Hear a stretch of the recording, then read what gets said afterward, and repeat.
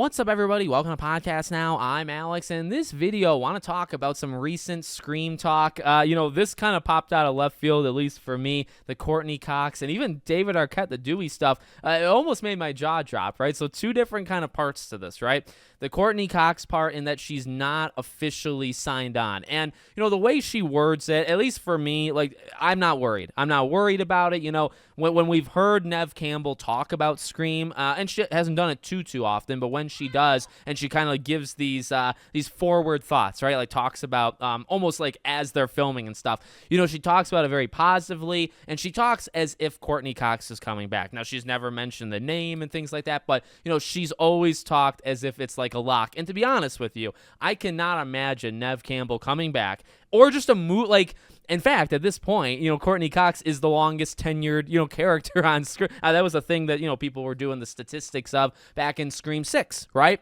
It would just be crazy from the movie and the lore and us as, fans, right? Watching a Scream movie without Gale when she's alive. It's just insane. But then also in the production side and the filmmaking side, you really think Neve Campbell would come back after all of this, after what they did, in 5 and 6 and, getting back and all that jazz. And then she would just say, oh, yeah, it's no big deal. Courtney can sit this one out. There's just no way. So, the way Courtney talks about it is, to me at least, they, and this is something I do want to talk about in this video, the rewriting, right? Because she's saying it's always being rewritten and there's always rewrites going on. I just feel like she's maybe waiting until, okay, what is the definitive final script for this movie? Obviously, Neve had a script, the Instagram picture that she did, right? A long time ago at this point. But, where we're at now, it could be very different or at least somewhat altered. And, maybe it's a character thing for Gale that Courtney is waiting for or just the overall script, like she wants that. But, none of that stuff negates. There's just been so much talk previously about her where, it's going to be pretty heavily Gale focused. And there's the rumors that she's training to be in the best shape of her life for when she goes back to film Scream. She's even said, of course there is a Scream 7, it's going to happen. So, it's going to happen. She'll be in it. I'm not worried about that one bit. But we did get the interesting tidbit, I think, from that same interview, from that same talk, because they talk about a Dewey moment, and she says, they need to make it happen. I think that's the line. But very, I'm going to say pushy, but in a good way. I'm not saying, she's too pushy. No. I am very interested in that quote specifically, right? Because there's really, in my opinion, there's two ways that this goes, right? I guess maybe three.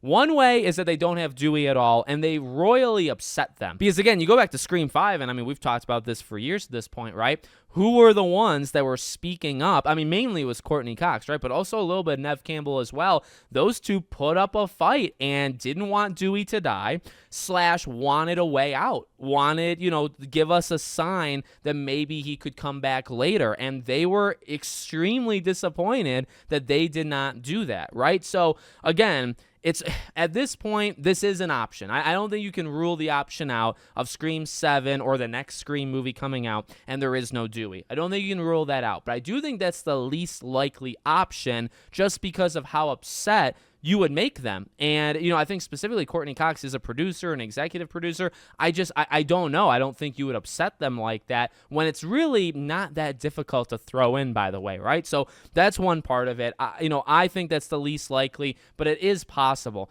There's two others, right? One of which is forgetting 5 and 6 happen. Now, I've seen, I think people on Twitter, are eager to jump to this one as soon as there's an opportunity to. That's fine. I've had fun with this discussion. I think we've talked about this with Ryan on Ryan's, podcast on Twitter, and I think we talked about it with Steven of Craving Something Scary. It's always been interesting of an idea to skip 5 and 6. Now, I don't actually want it. I don't actually stand by it, but I do think it's an interesting one to bring up just because franchises do this. At least I'm being told, right?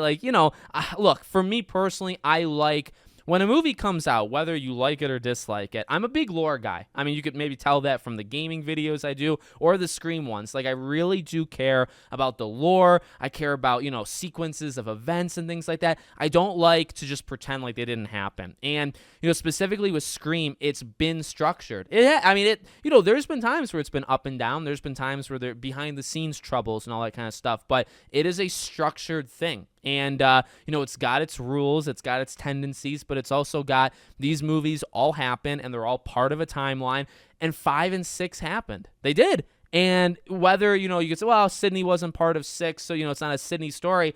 It's a Scream story. Scream 6. Scream. It still happened. Kirby came back, and characters lived, and characters died. And the core 4 was, permanently established only to be, eliminated off screen, basically. But, those movies happened.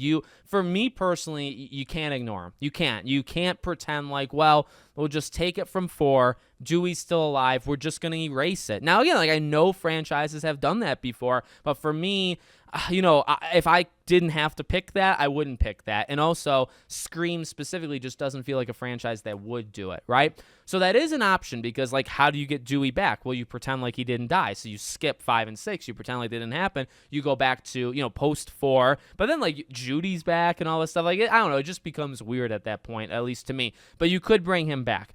The easiest one, and the one that we theorized going into Scream 6, just do a dream or flashback sequence. It's not hard, I think, and this is why this is the only part where I don't really understand the Courtney Cox stuff that's come out the last couple of days, because again, it sounds like she's almost demanding it / expecting it. There might be a little bit of a hang up there, but it's unless they are fighting behind the scenes to literally bring him back alive, okay, I could see it. I could see there actually being a war from writers and producers and then the cast, right? Or those two specifically. I could see that happening. But if you literally just want him on set for a week, you want him to be in a couple scenes and then call it, you can do that. You can, because having a flashback would be a couple scenes. See, again, you can actually go 2 different ways here. If it's a dream sequence or even a nightmare sequence, he's in it, he's filming for a day, right? It'll be a 1 to 2 minute thing. He's in and he's out.